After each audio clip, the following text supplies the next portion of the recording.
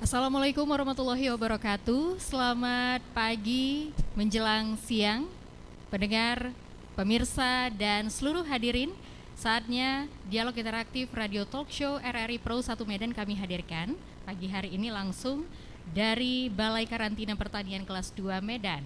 Bersama saya Desi Utami yang akan memandu acara pagi menjelang siang hari ini akan membahas seputar florikultura Sumut Go Export bersama dua narasumber saya yang saat ini sudah bersama saya, Kepala Balai Karantina Pertanian kelas 2 Medan, Dr. Leni Hartati Harahap SPMSI, dan Wirausaha Eksportir Tanaman Hias, Andreas T. Parningotan Pardede. Selamat pagi menjelang siang Ibu, Bapak.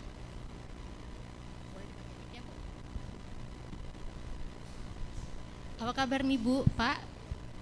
Alhamdulillah sehat. Alhamdulillah, suatu kehormatan bagi kami RRI bisa hadir secara langsung untuk melaksanakan dialog siang hari ini di Balai Karantina kelas 2 Medan. Ya, apa kabar Bapak Andre? Terima kasih Bu, kabar saya sehat, semoga kita sehat semua. Ya, baik.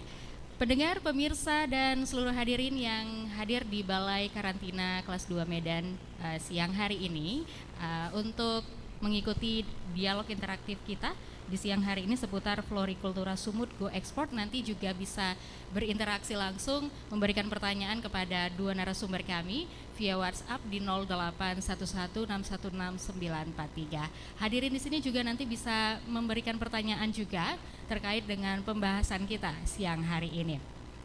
Florikultura Sumut Go Export. Kalau kita berbicara tentang florikultura, ini ada dua kata yang terpisah ya, flora dan kultur. Nah, bahas tentang tanaman dan juga tumbuhan ini ya Bu Leni ya. Nah, kalau produk-produk pertanian, tumbuhan dan juga tanaman ini kan memang dari Balai Karantina sendiri memang ada peran dan tugasnya sendiri ini ya Bu ya, dalam pengawasan dan juga segala halnya. Kalau dari Balai Karantina sendiri sejauh ini apa Bu peran dan juga tugas yang sudah dilakukan? Ya, terima kasih Bu. Assalamualaikum warahmatullahi wabarakatuh. Selamat pagi dan salam sejahtera bagi kita semua. Salam Gratex, Sobat RRI di Medan. Saat ini kita membahas tentang florikultura Go Export dari Sumatera Utara. Seperti kita ketahui, kekayaan alam negara kita ini sangatlah banyak sekali. Salah satu adalah tanaman hias, yaitu florikultura. Daerah kita Sumatera Utara ini terutama di daerah Brastagi, di daerah ketinggian itu menengah ke atas itu adalah daerah yang sangat potensial sekali untuk pertanaman tanaman hias. Juga di dataran rendah daerah Medan. Tanaman kita ini sangat diminati oleh negara tujuan ekspor Pak, Ibu. Mengapa? Karena indahnya tanaman hias yang ada di Indonesia dan tidak ada di negara lain. Itulah uniknya negara kita ini, unik sekali, dan kita patut bangga dengan kekayaan alam kita ini.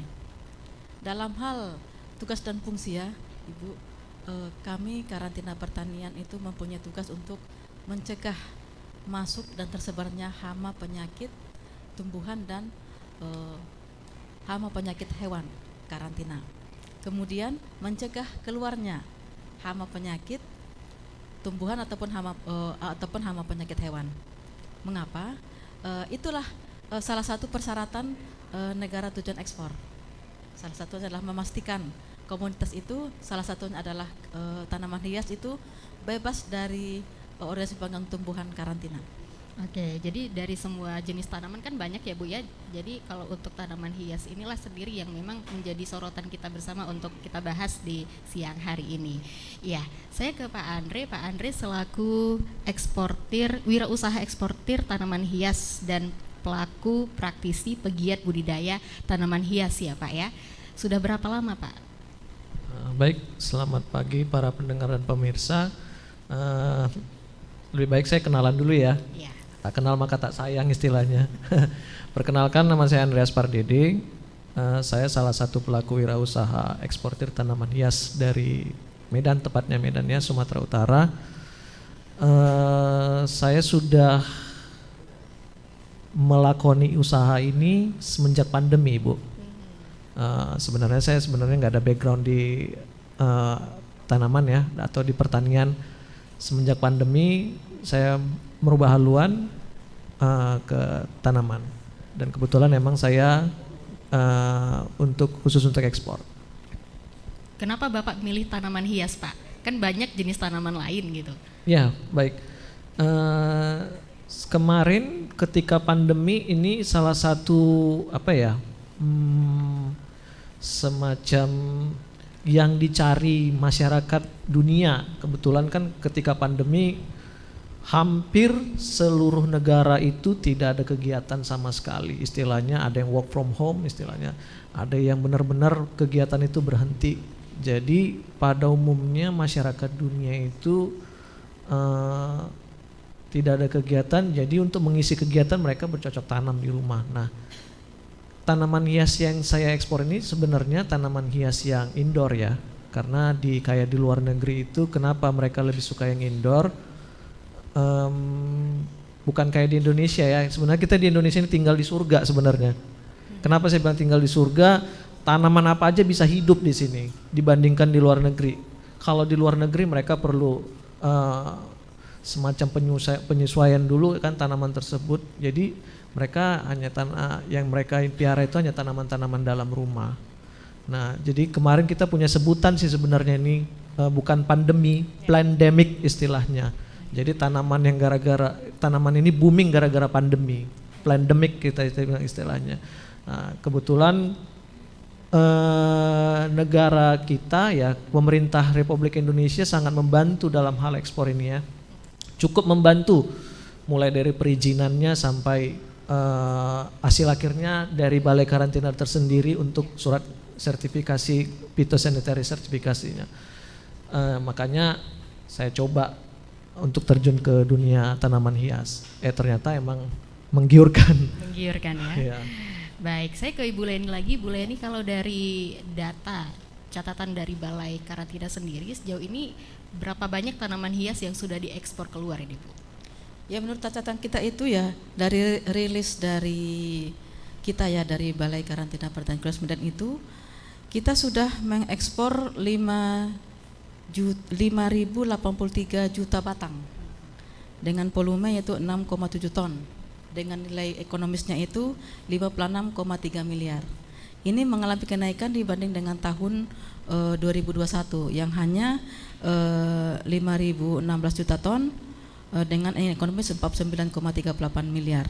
Nah, tentu ini merupakan suatu hal yang sangat bagus sekali. Peningkatan ekspor ini selalu kita giatkan agar ini salah satu adalah untuk menambah devisa negara. Kemudian ternyata negara-negara tujuan itu berminat. Jadi kita juga sudah ada sekitar dari Balai Karantina Medan ini 17 negara yang meminta tanaman hias ini. Ada sekitar ada sekitar 22 jenis komoditas tanaman hias dan diminati oleh negara tujuan ekspor. Salah satunya itu adalah ada tanaman krisan, bunga potong, kemudian ada rekena dan masih banyak lain, sansevieria. Sebenarnya untuk ekspor tanaman hias kita sudah mulai dari tahun 2014 ya, sudah kita mulai tahun 2014. Tapi waktu itu masih hanya sebatas oleh tanaman sansevieria. Yeah. Tanaman sansevieria itu yang kalau kita kenal itu tanaman lidah mertua ya. Okay. Nah, itu disukai oleh negara Jepang. Itu digunakan untuk tanaman hias di indoor. Okay. Katanya tapi yang bagus paling banyak Bu itu negara mana Bu? Yang paling banyak itu negara Belanda, Jepang dan Australia. Rata-rata permintaannya tanaman itu tadi ya? Iya, tanaman hias. Kalau dari sekarang ini Bu berkembang itu menjadi tanaman krisan, kemudian tanaman rekena, sansevieria juga, bougainville ya. Kalau tanaman hias kertas, itu namanya bougainville. Itu jadi banyak sekali permintaan untuk tanaman hias ini. Dan ini sebenarnya bisa dikembangkan oleh ibu-ibu rumah tangga ya sebenarnya. Betul, Ibu. Ibu palionnya, ibu-ibu rumah tangga. Jadi ini bisa menambah devisa rumah tangga.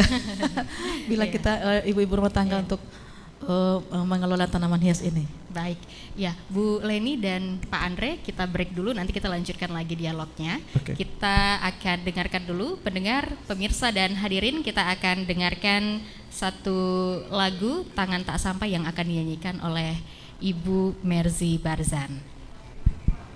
Bapak Merzi Barzan, ya.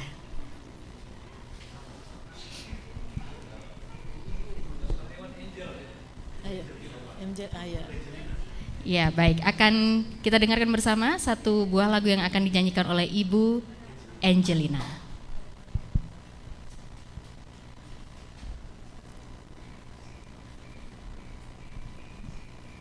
Baik, selamat siang Bapak Ibu.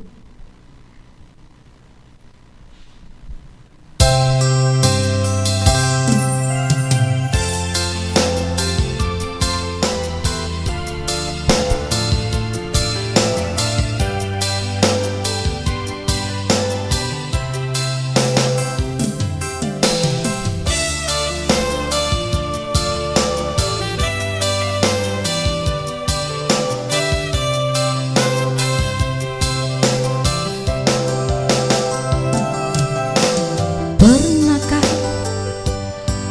kau dengarkan burung-burung bernyanyi?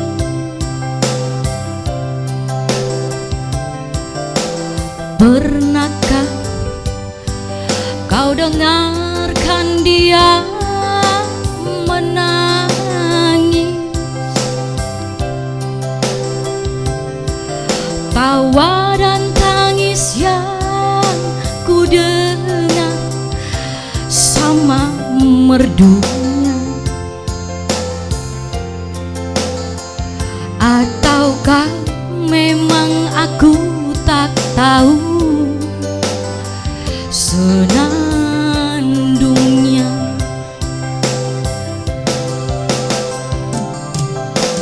Ku ingat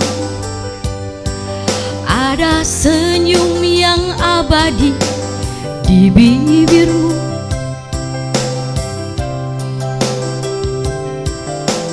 Mengapa tiada lagi kini sayang?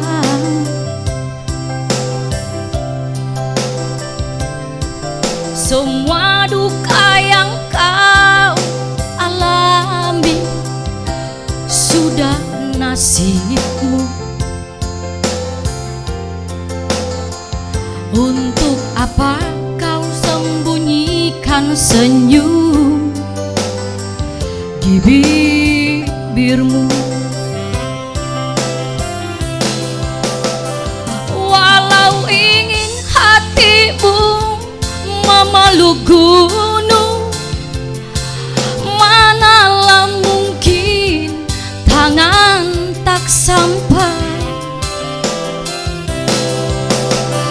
Walau ingin hatimu memetik bintang, manalah mungkin tiada sayapmu. Biarlah yang hitam menjadi hitam, jangan harapkan jadi putih. Biarlah rembulan di atas sana, manalah mungkin turun ke sini.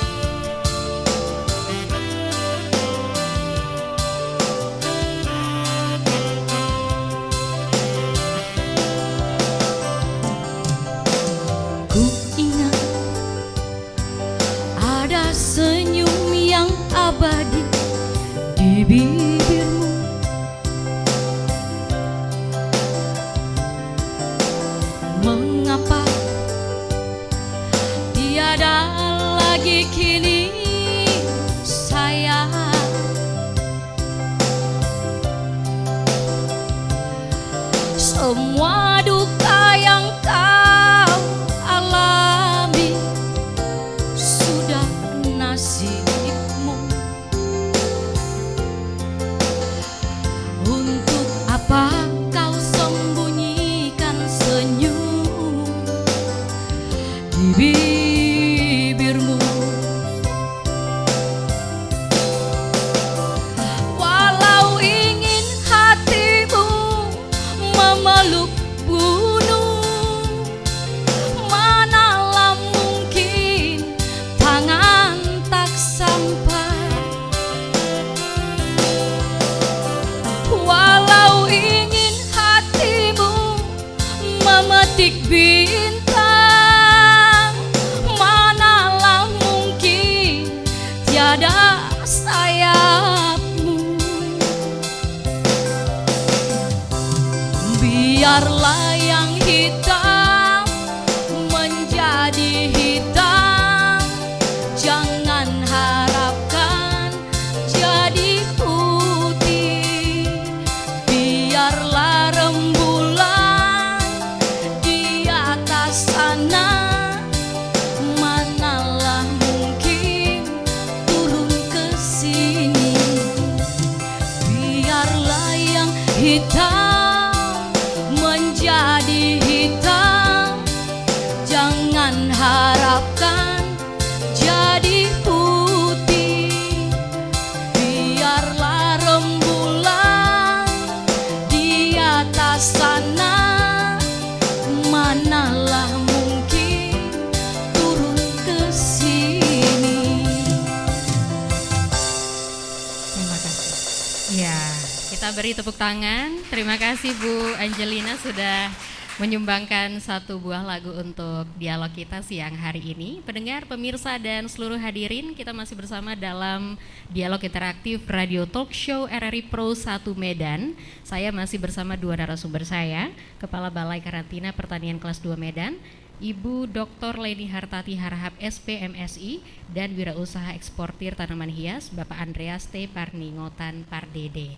Pendengar, pemirsa, dan hadirin yang ingin berpartisipasi memberikan pertanyaan langsung seputar pembahasan kami pagi hari ini seputar Florikultura Sumut Go Export, silahkan bisa memberikan pertanyaan lewat WhatsApp di 0811616943. Bu Leni dan Pak Andre, ini sepertinya juga sudah ada pertanyaan dari partisipan kita ya, audiens ya. Audiens kita yang akan bertanya, kita dengarkan dulu pertanyaannya. Silahkan sebutkan nama dan pertanyaannya. Saya Laila ingin bertanya kepada Bapak Andreas selaku eksportir tanaman hias. Jadi selama masa pandemi apakah Bapak mengalami kendala-kendala dan bagaimana Bapak mengatasi kendala tersebut dalam ekspor tanaman hias? Terima kasih. Baik, terima kasih. Langsung dijawab Pak Andre ya. Boleh. Baik, terima kasih atas pertanyaannya. Kendalanya ketika pandemi nggak ada masalah sebenarnya ya, karena kita untuk pengurusan izin juga kita online.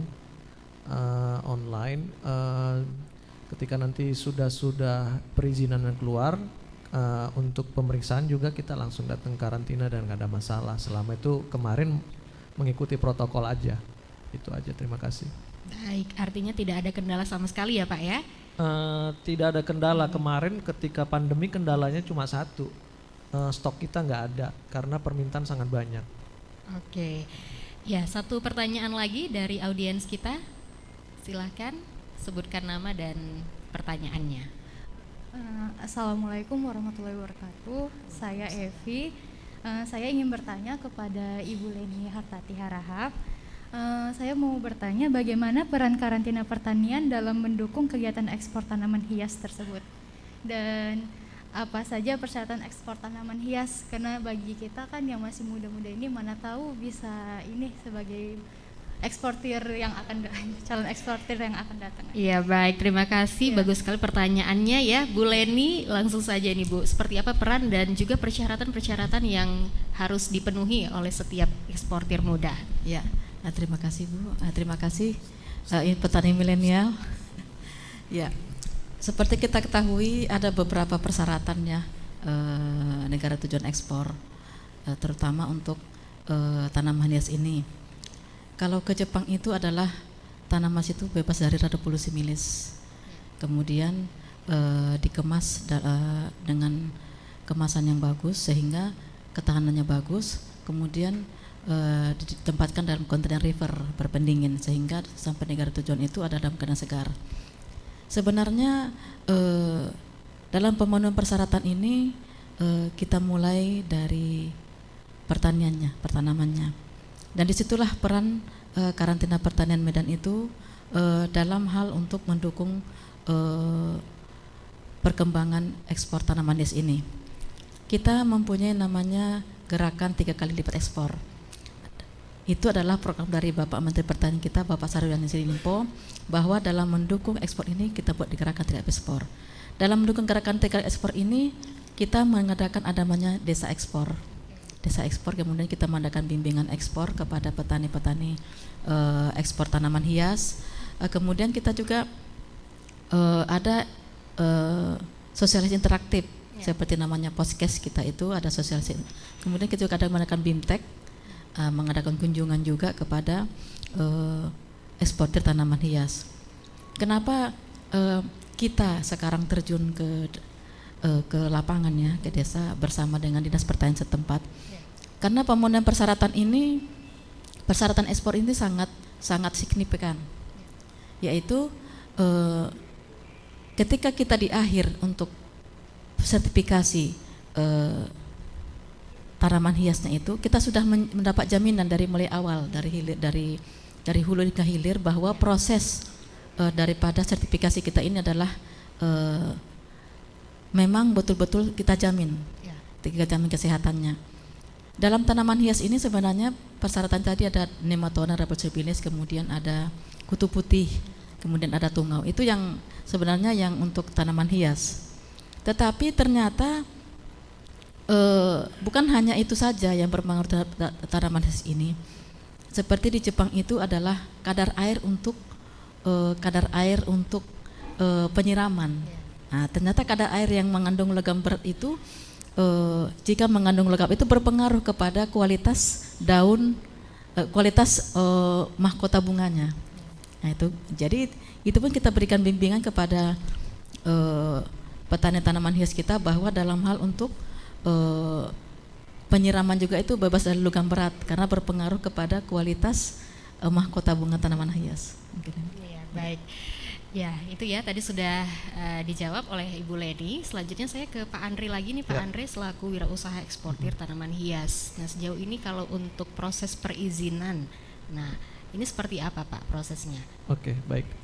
Kalau untuk proses perizinan ya, yang pastinya kita harus wajib yang namanya Sipmentan untuk mengirim tanaman hias itu untuk ke luar negeri.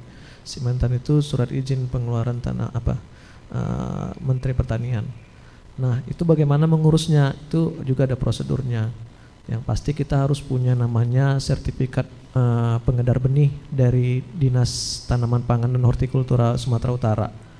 Mereka mengeluarkan sertifikat untuk kita bisa mengeluarkan benih tersebut. Sudah kita punya namanya sertifikat pengedar benih, kita juga buat permohonan ke Kementerian Pertanian lewat aplikasi namanya Simple. Simple 2 itu dari PPVTP, Pusat Perlindungan Varietas Tanaman Pertanian. Nah, kita buat permohonan, surat permohonan, tanaman apa nih mau kita keluarkan. Kita ajukan semua persyaratannya mulai dari sertifikat pengedar benih tadi, varietas tanaman apa yang kita keluarkan. Kita tunggu prosesnya nih, kurang lebih 7 hari kerja. Nah, ketika nanti keluar dia hasilnya itu namanya yang itu tadi yang saya bilang Sipmentan. Nah, ketika Sipmentannya sudah keluar, baru kita ajukan lagi permohonan ke Balai Karantina. Baru kita adakan proses karantina. Nah, prosesnya itu beda-beda setiap negara. Ada yang target, istilahnya kita bilang target pace-nya, hamanya beda-beda setiap negara, dan perlakuannya itu untuk ini Balai Karantina yang lebih tahu bagaimana nanti untuk perlakuan tanaman tersebut. Nah, sudah selesai itu baru yang namanya keluarnya PC, itu Phytosanitary Certificate. Nah, ketika sudah keluar phytosanitary certificate, istilahnya tanaman itu sudah bebas hama, sudah sehat, sudah bersih, baru bisa kita kirimkan ke negara tujuan. Nah, di negara tujuan juga harus kita perhatikan nih persyaratan-persyaratan apa yang mereka butuhkan dari kita gitu. Dan persyaratan-persyaratan dokumen apa yang harus kita lengkapi di paket tersebut. Kayak contohnya ini berubah-berubah ya, saya paling sering tuh kirim ke Amerika. Ini baru 2 minggu ini sekarang ke Amerika Serikat wajib pembeli itu menyediakan impor permit, maksudnya mereka menyediakan impor permit atau izin impor mereka. Kalau sebelumnya kayak ke Amerika itu 12 di bawah 12 tanaman tidak perlu melampirkan izin impor mereka. Sekarang 1 tanaman pun mereka wajib melampirkan izin impornya. Jadi emang kita harus update terus ini. Ya harus istilahnya konsolidasi lah dengan Balai Karantina Pertanian atau dengan teman-teman eksportir juga yang entah itu dari Jawa Barat atau dari mana gitu. Jadi emang harus up to date lah, Bu. Oke, artinya setiap negara pun ini berbeda-beda gitu ya kebutuhan Iya, persyaratannya beda, juga ya. pasti beda. Kalau dari Balai Karantina, Ibu sejauh ini persyaratan yang dilakukan untuk perizinan ekspor itu apa saja? Iya, kalau kita ya dari karantina itu persyaratannya hanya itu sertifikasi kesehatan tanaman, yaitu Phytosanitary sertifikat. Tetapi dalam hal untuk pemenuhan ini, persyaratan ini, ya seperti saya katakan tadi itu harus kita mulai dari hulu hingga hilir untuk memastikannya. Mungkin demikian. Baik, ya sudah ada pertanyaan lagi dari audiens kita. Silahkan Ibu sebutkan namanya, pertanyaannya.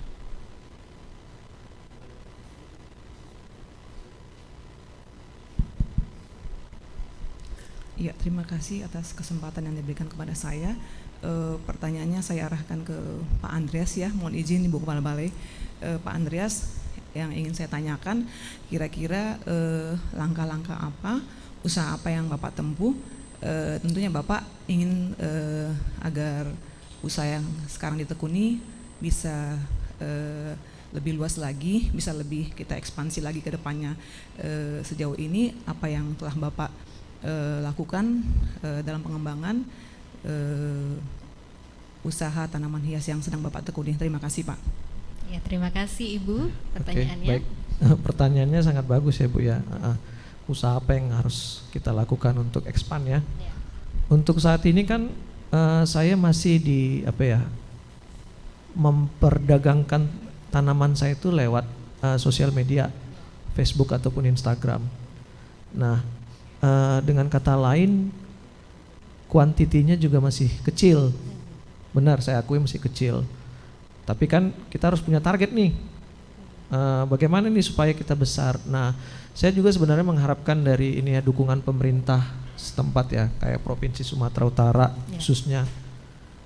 Saya kemarin baca data BPS 2021. Untuk Sumut sendiri masih kalah untuk ekspor tanaman hias dibandingkan dengan Sulut, Sulawesi Utara. Nah, yang saya harapkan dukungan dari pemerintah Provinsi Sumatera Utara lewat Dinas Perindustrian dan Perdagangan yang mengurusi ekspor ya. Bagaimana nih kita tingkatkan ekspor kita tanaman hias? Jangan hanya perusahaan besar. Saya kan UMKM. Istilahnya nilai kuantitinya dan nilai ininya rupiahnya juga nggak terlalu besar. Nah, apa nih yang harus kita bangun ini supaya bisa kita ajak juga petani-petani lain bisa ekspor. Ya salah satunya sih yang saya harapkan ya expo ya lewat ini kita ya atasi perdagangan kita di luar negeri. Nah itu bagaimana itu ajak nih para pelaku eksportir tanaman hias nih expo kita ke sana, karena bagi saya pribadi ya sekarang kan ini heboh ya dengan apa ekonomi 5.0 ya. Bagi saya itu hanya pendukung aja. Apapun ceritanya kita harus expo ke sana. Kita harus tunjukkan diri kita, ini saya nih petani tanaman hias dari Kota Medan, Sumatera Utara. Saya bisa sediakan tanaman hias ini. Kalian mau berapa gitu istilahnya, kalian mau berapa kami produksi setahun itu kalian mau berapa gitu, kita siap gitu. Jadi ada sinergi antara para pelaku dan para pemerintah sendiri. Itu aja sih sebenarnya, Bu. Baik, ada juga pertanyaan dari pendengar kami lewat WhatsApp. Ini ada Pak Ranto di Langkat, katanya ini kan penghujung tahun 2022, mau tanya untuk ekspor terbesar di tahun 2022 ini dari Sumatera Utara berupa komoditi apa saja, dan potensi ekspor di tahun 2023 ini dari komoditas apa saja. Silakan dari Ibu Leni ya, Bu. Iya, kalau kita lihat perkembangan ekspor ya, ekspor dari Sumatera Utara ini, Sumatera Utara sudah mengekspor sekitar 145 jenis komoditas ke 185 negara. Dan terbesar itu adalah dari bidang perkebunan seperti kopi, karet, kayu manis, menyusul. Tapi sekarang perkembangan itu sudah menyusul ke hortikultura. Hortikultura seperti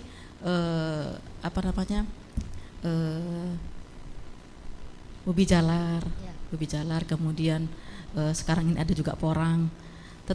Kemudian perkembangannya semakin signifikan itu terhadap florikultura, yaitu tanaman hias. Ini tidak disangka-sangka. Ternyata tanaman hias ini sangat potensi sekali untuk dikembang biak, untuk diekspor.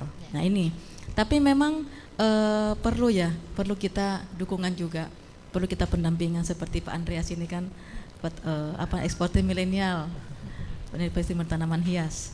Yang mungkin dulu tidak menyangka ya Pak, ternyata tanaman hias ini punya potensi untuk diekspor. Nah jadi tidak hanya tanaman perkebunan, tidak hanya tanaman pangan, tidak hanya tanaman hortikultura, tetapi florikultura juga punya prospek untuk diekspor untuk kita untuk menambah kesejahteraan petani kita atau juga ibu-ibu rumah tangga. Baik. Ya, selanjutnya pertanyaan dari pendengar kami juga, ini Ibu dan Pak Andre. Ada pertanyaan dari Pak Husni Tamrin Parinduri. Jenis tanaman apa saja yang diminati buyer di luar? Kemudian ada 3 nih pertanyaannya. Kemudian apakah pada saat ini permintaan masih banyak untuk tanaman hias? Dan bagaimana cara bermitra dengan Pak Andreas sebagai eksportir? Silahkan Bu Leni atau Pak Andreas ini yang mau menjawab. Ini Pak Andreas ini. Ya, Pak Andreas ya Pak ya. Oke, baik, terima kasih atas pertanyaannya. Tanaman yang diminati ya Bu ya. Untuk saat ini dari angka yang saya lihat ya, saya pribadi ya, bukan di Balai Karantina ya. Kalau saya lihat sih masih tanaman aroid. Aroid itu seperti philodendron, monstera, anthurium atau kuping gajah kita bilang, dan tanaman endemik Indonesia gitu. Kayak epiprenum atau kita bilang ekor naga. Juga aglonema endemik ya. Bukan hanya hasil dari kultur. Tapi untuk saat ini yang paling tinggi masih di Pilo sama Monstera.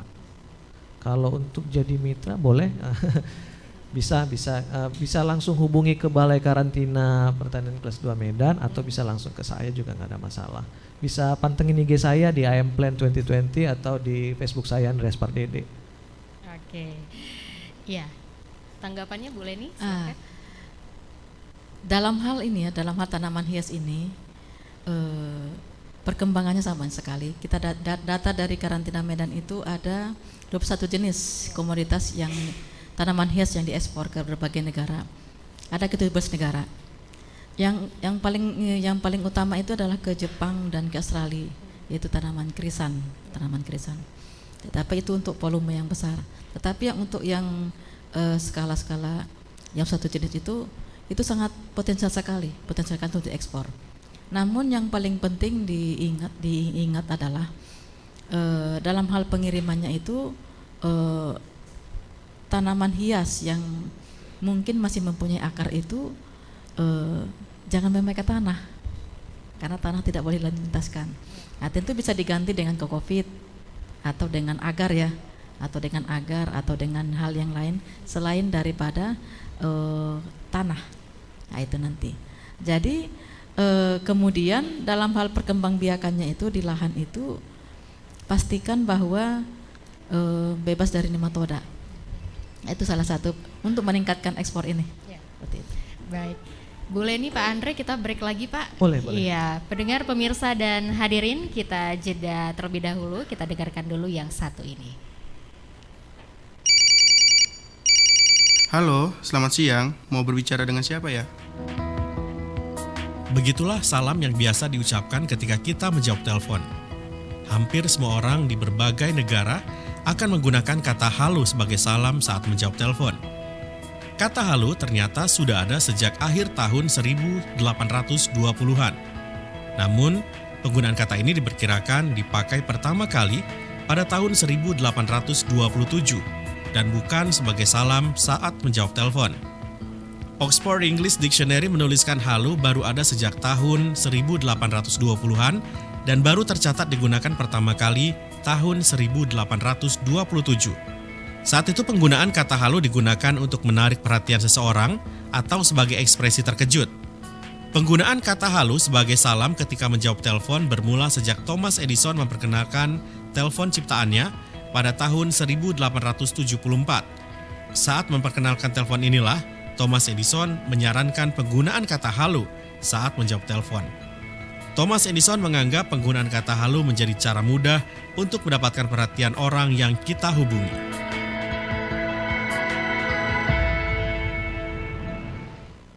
Pendengar, pemirsa, dan seluruh hadirin, kita masih bersama dalam dialog interaktif Radio Talk Show RRI Pro 1 Medan. Masih membahas seputar flora kultura Go Sumut Export.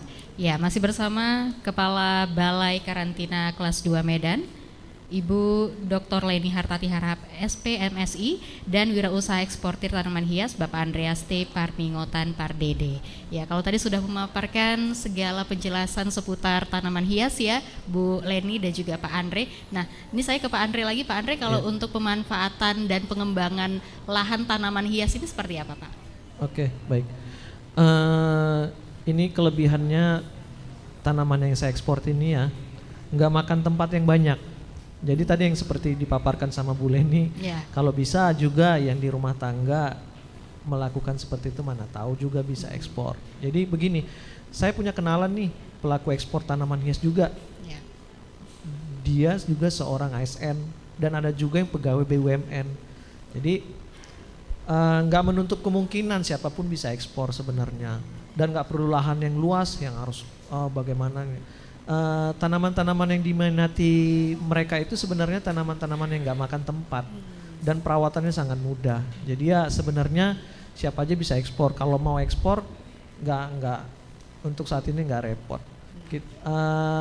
Kita optimis lah Indonesia bisa, karena dengan sumber daya yang begitu banyak, saya yakin Indonesia itu bisa menguasai pasar tanaman hias. Karena pernah saya baca di salah satu website, nilai perdagangan tanaman hias di seluruh dunia itu hampir 5.000 triliun satu tahunnya.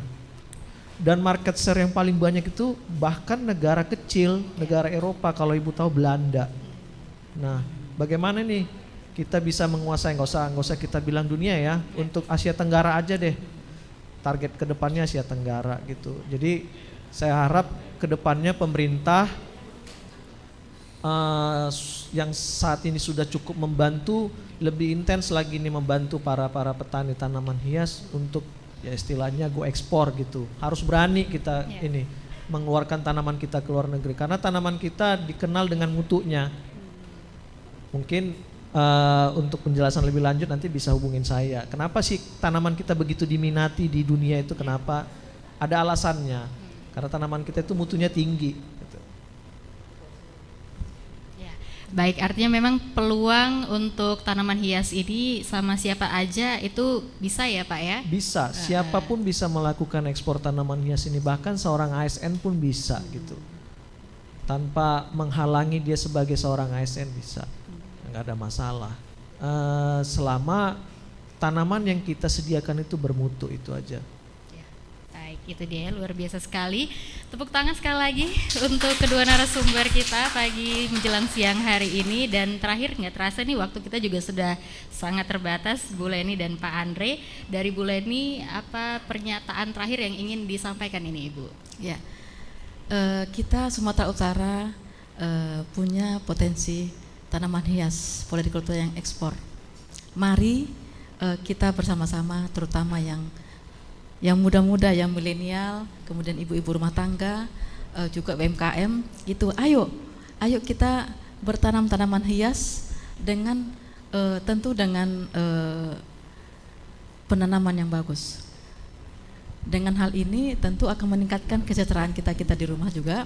Dan ayo florikultura go ekspor dari Sumatera Utara. Baik, terima kasih Bu Leni. Pak Andre, ada yang ingin tambahkan? Seperti yang saya bilang tadi, saya harapkan seluruh instansi yang terkait untuk menangani ekspor ini ada kerjasama sinergi dengan kami para UMKM agar meningkatkan jumlah ekspor kami. Untuk saat ini pemerintah Indonesia sangat membantu ya, mulai dari perizinan sampai hasil akhirnya seperti balai karantina ini sudah sangat membantu banget, membantu sekali saya sebagai eksportir tanaman hias.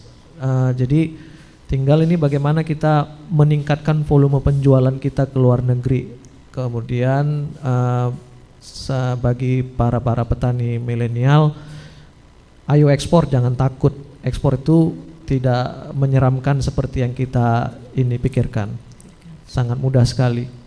Baik, luar biasa. Sekali lagi tepuk tangan untuk kedua narasumber kita.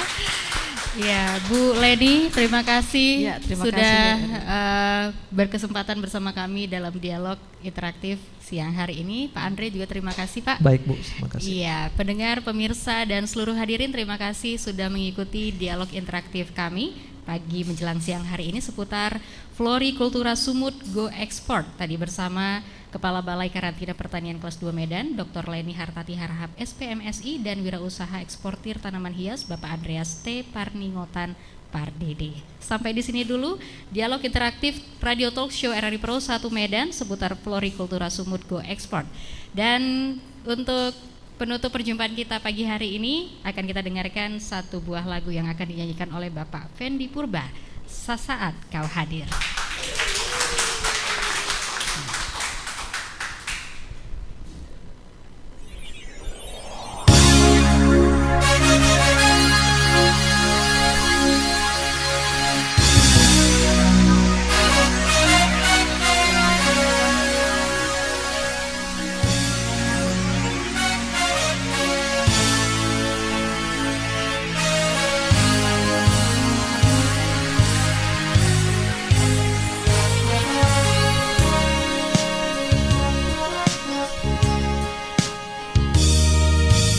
Engkau datang ketika aku jatuh bangun dan jatuh dalam langkah menyusuri kehidupanku yang kelam, dan hampir-hampir ku tak dapat melangkah lagi.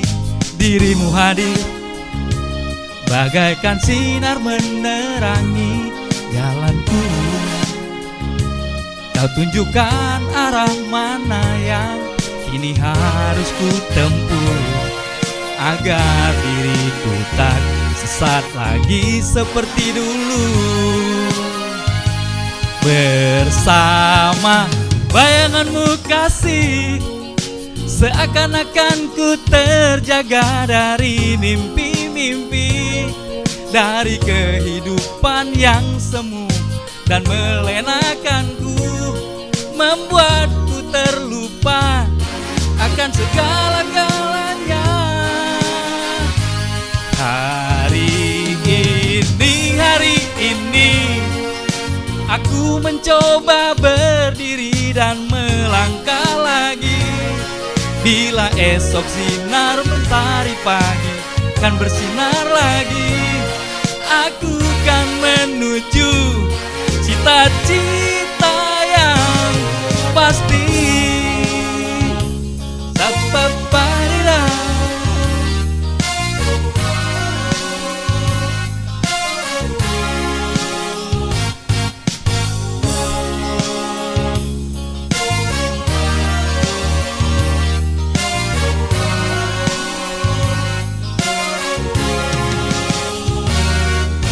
dirimu hadir bagaikan sinar menyinari hidupku. Kau tunjukkan arah mana yang kini harus ku tempuh, agar diriku tak sesat lagi seperti dulu. Semuanya bersama bayanganmu kasih, seakan-akan ku terjaga dari mimpi-mimpi, dari kehidupan yang semu dan melenakanku, membuatku terlupa akan segala-galanya. Hari ini aku mencoba berdiri dan melangkah lagi. Bila esok sinar mentari pagi kan bersinar lagi, aku kan menuju cita-cita yang pasti, yang pasti. Oh, yang pasti. Terima kasih.